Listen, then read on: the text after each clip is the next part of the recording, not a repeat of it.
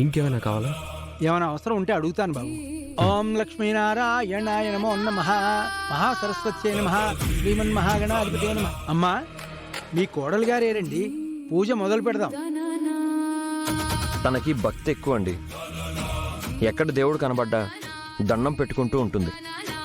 నేను తీసుకొస్తాను. అలాగే. వచ్చేసాను సార్.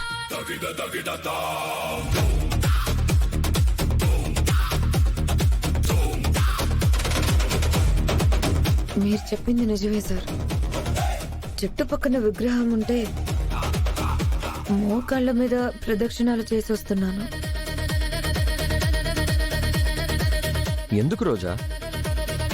మీరు నిండు నూరేళ్ళు బాగుండడం కోసం సార్. అమ్మా కూర్చోండి అమ్మా. సౌభాగ్యలక్ష్మి పూజను మొదలు పెడదాం. కూర్చో.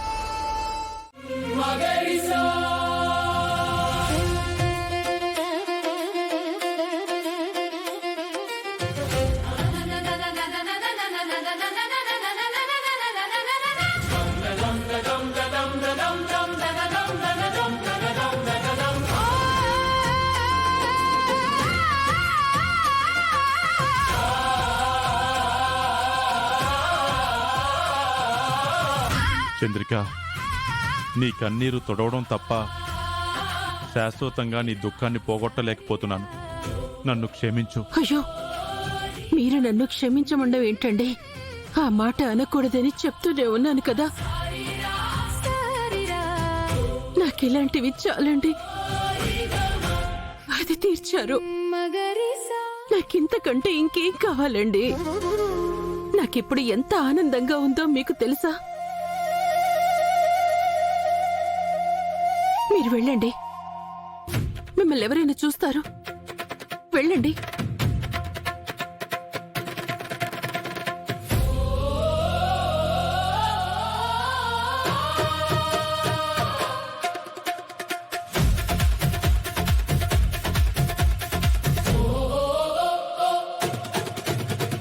లోకా సమస్తా సుఖినో భవంతు. పూజ చేసావమ్మా? చేశాను పంతులు గారు. మీ మొహంలో ఆనందం కనిపిస్తోందమ్మా. హడావిడిలో హర్ష గారికి రమాదేవి గారికి చెప్పడం మర్చిపోయారమ్మా. ఈ పూజ జరిగిన మరుసటి రోజు అమృత ఘడియల్లో, అంటే ఉదయం 5 గంటలకి ఆ ఇంటి కోడలితో ఇంట్లో దీపం పెట్టి పూజ చేయాలి. అలా చేస్తే ఈ వ్రతం పరిపూర్ణం అవుతుందమ్మా. ఈ విషయం వారికి కొంచెం చెప్పండమ్మా. అలాగే పంతులు గారు. అలాగేనమ్మా, వస్తాను.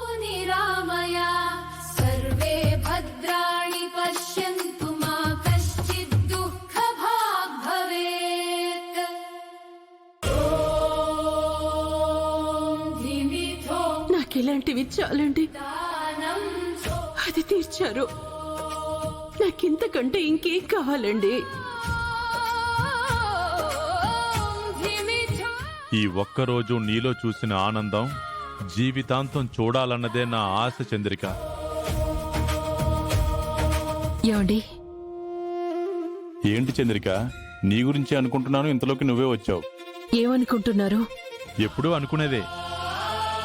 ఆ రోజు రావాలనుకుంటే వస్తుందిలేండి. దాని గురించే ఆలోచించి మీ మనసు పాడు చేసుకోకండి. నువ్వెందుకు వచ్చావు చంద్రిక? ఏమన్నా మాట్లాడాలా? గుళ్ళో పంతులు గారు. సరే, ఏముంది, రోజాకు చెప్పి రేపొద్దున్నే తనతో దీపం పెట్టించి పూజ చేయిద్దాం. అలాగేనండి.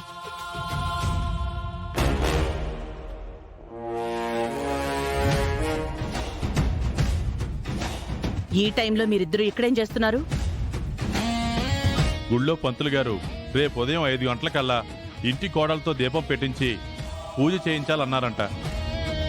ఆ అమృత గడియల్లో చేయకపోతే ఈరోజు వ్రతం చేసిన దానికి పరిపూర్ణం అవ్వదన్నారంట. చంద్రిక అది చెప్పడానికే నా దగ్గరకు వచ్చింది. ఇదేదో నాకే చెప్పొచ్చు కదా, హర్షకే వచ్చి చెప్పాలా? మీరు ఫోన్ మాట్లాడుతున్నారు అమ్మగారు. అయితే ఫోన్ పెట్టేదాకా వెయిట్ చేసి అక్కడే ఉండి చెప్పాలి, ఇక్కడికి రాకూడదు. ఇప్పుడు ఏమైందని గింజుకుంటున్నావు రమా? నాతో చెప్తే ఏం కొంపలు మునిగాయి? నేను మాట్లాడుతోంది చంద్రికతో. నేను చెప్తుంది నీకే. నేనెందుకు అరుస్తున్నానో నీకు అర్థం కావడం లేదా హర్ష? అర్థం చేసుకునేదానివైతే ప్రతి దాన్ని భూతద్దంలో చూడకు. అదంతా నాకు తెలీదు. తెలియనప్పుడు వచ్చి గొడవ పడకు. నాకు చిరాకు తెప్పించడమే నీ పని అయిపోయింది. చా ఏమే అంతా కావాలని చేస్తున్నావు కదూ? నా మీద ఆయనకు కోపం చిరాకు తెప్పించాలని చూస్తున్నావు కదూ? నేనలా ఎప్పుడూ చేయను. మీరే అనవసరంగా కలిగేలా చేసుకుంటున్నారు. నోర్మై, చేసేదంతా చేస్తూ ఎదురు సమాధానాలు చెప్తున్నావా? నీకెన్నిసార్లు చెప్పాను ఇంట్లో ఇలా హర్షాన్ని కలవద్దు అని? ఇంట్లో వాళ్ళు చూస్తే ఏమనుకుంటారు? అమ్మగారు, అది మాట్లాడుకో. ఇంకోసారి ఇలా జరిగితే మాత్రం అస్సలు బాగుండదు చెప్తున్నా. నాలో నిద్రపోతున్నా అసలు రమాదేవిని నిద్ర లేపుకో. అది నీకే మంచిది కాదు.